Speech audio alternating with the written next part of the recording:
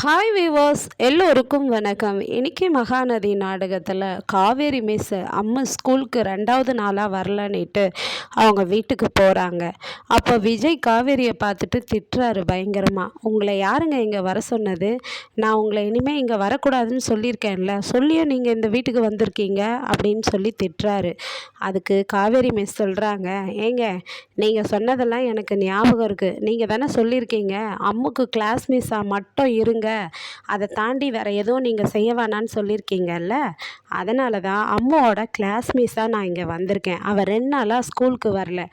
எந்த ஒரு குழந்த ஸ்கூலுக்கு இது மாதிரி 2 நாளாக வரலனாலும் நான் போயிட்டு ஏன்னு கேட்பேன். அந்த அக்கறையில் தான் நான் அம்மாவை பார்க்க வந்திருக்கேன். எதுக்கு நீங்கள் ஸ்கூலுக்கு அனுப்பலை குழந்தைய, என்னாச்சு அப்படின்ட்டு கேட்குறாங்க. அப்போ உடனே அம்மா பாப்பா காவேரி மிஸ்ஸை பார்த்துட்டு, ஐ காவேரி மிஸ், எனக்கு உங்களை பார்க்கணும் போலவே இருந்தது அப்படின்னு சொல்லி ஒடியாடுறாங்க. ஒடியாந்து மிஸ்ஸை கட்டி பிடிச்சிக்கிறாங்க. அம்மு, ஏம்மா வரல நீ ஸ்கூலுக்கு? உனக்கு எதுக்குன்னா உடம்பு சரியில்லையா என்ன அப்படின்னு சொல்லிட்டு காவேரி கேட்குறாங்க.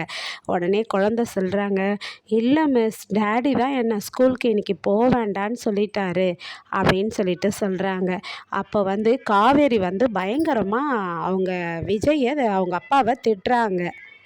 என்னங்க, ஏங்க குழந்தைய ஸ்கூலுக்கு போக வேண்டான்னு இது மாதிரி நிறுத்தி வச்சுருக்கீங்க அப்படின்னு சொல்லி கேட்குறாங்க. அப்போ விஜய் சொல்கிறாரு, என் குழந்தைய நான் ஸ்கூலுக்கு அனுப்பணுமா அனுப்ப வேண்டாவான்னு முடிவெடுக்கிறது நான்.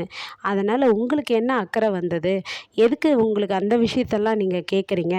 நான் குழந்தைய வேறு ஸ்கூலில் மாற்ற போகிறேன் அப்படின்றாரு.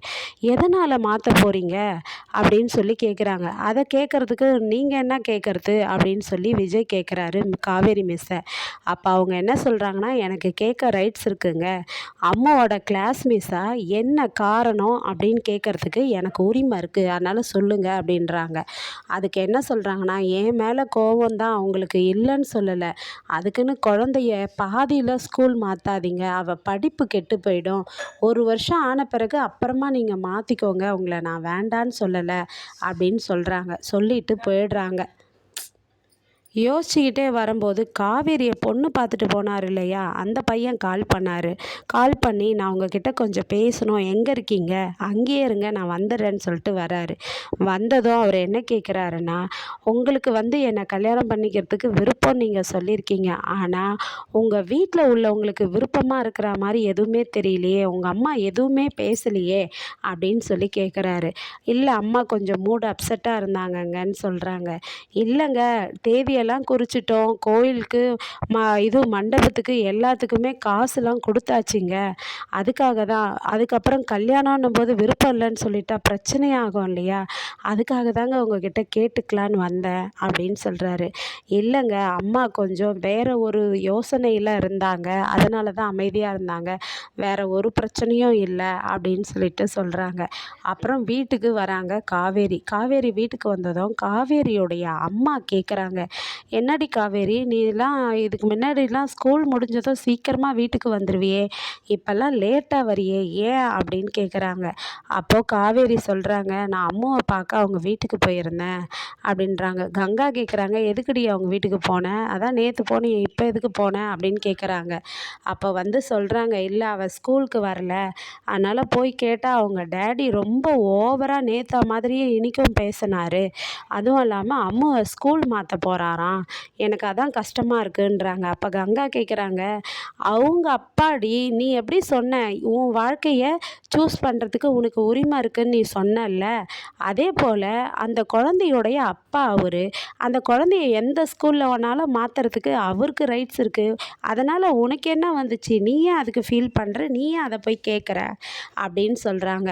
சொன்னதும் உடனே காவேரி கம்முன்னு ஆயிடுறாங்க. அக்கா சொன்னதும் சரிதான், இல்லை எதுக்கு எனக்கு அம்மு மேலே ஒரே ஃபீலாக இருக்குது அப்படின்னு யோசிச்சுட்ருக்காங்க. யோசிச்சுட்ருக்கும்போது விஜயுடைய டைரி ஒரு நாள் எடுத்துகிட்டு வராங்கல்ல, அந்த டைரியை படிக்கிறாங்கங்க.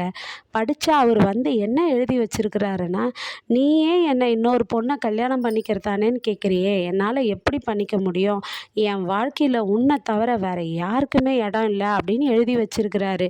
இவங்களுக்கு ஒன்றுமே புரியல. இவரை கல்யாணம் வேற பண்ணிக்கிறதானேன்னு கேட்டது நம்ம தான். ஆனால் நம்மளை தவிர வேற இடமே இல்லைன்னு நினைக்கிறாரு. உன்னை தவிர வேற ஒரு பொண்ணு எந்த பொண்ணையும் நினைக்க மாட்டேன்றாருன்னு ஒரே இவங்களுக்குள்ள குழப்பம். அதுக்கப்புறம் விஜய் வந்து அவங்க ஒய்ஃபு காவேரி ஃபோட்டோவை வச்சு பார்த்து அழுதுகிட்டு இருக்காரு. அதை வந்து அம்மு பாப்பா பார்த்துடுறாங்க. டேடி ஏன் டேடி அழுவுறீங்க, எதுக்கு அழுவுறீங்க அப்படின்னு கேட்குறாங்க அம்மு பாப்பா. அம்மா உங்கள் கையில் ஃபோட்டோ இருக்கே, யார் ஃபோட்டோன்னதும் உங்கள் அம்மா ஃபோட்டோடா அப்படின்றாரு. அப்போனா நானும் பார்க்குறேன் டேடின்றாங்க. அதெல்லாம் வேண்டாம் அம்மு, நீ தாங்க மாட்ட, டேடியாலேயே தாங்க முடியல, நீலாம் தாங்க மாட்டேன்னு சொல்லிட்டு வச்சுட்டு தூங்க வச்சிடுறாருங்க. காலையில் எழுந்து விஜய் வந்து படுக்கையில் காணோம், குளிக்க போயிடுறாரு. அப்போது அம்மு பாப்பா என்ன பண்ணுறாங்கன்னா, டேடி வச்சிருக்க ஃபோட்டோவை நம்ம பார்த்தே ஆகணும்ன்ட்டு கபோர்டை திறந்து ஏறி அதை எடுக்க பார்க்குறாங்க. அப்போது விஜய் பார்த்துடுறாரு. விஜய் பார்த்துட்டு கோவமாக, அம்மு என்ன வேலை பண்ணுற நீ அப்படின்னு சொல்லிட்டு திட்டுறாரு. இல்லை டேடி, நான் அம்மா ஃபோட்டோவை பார்க்கணுன்னு எனக்கு ஆசையாக இருந்தது டேடி, அதான் டேடி நான் எடுக்க போனேன் அப்படின்றாங்க. இது மாதிரி தேவையில்லாத வேலைலாம் பண்ணாத அம்மு அப்படின்னு பயங்கரமாக திட்டுறாரு. நாளைக்கு அம்மு பாப்பாவை இப்படி திட்டுறாரு, அம்மு பாப்பாவனுடைய பதில் என்னவா இருக்கும் அப்படின்ற தொடர்கதையை காத்திருந்து பார்ப்போம். நன்றி, பாய்.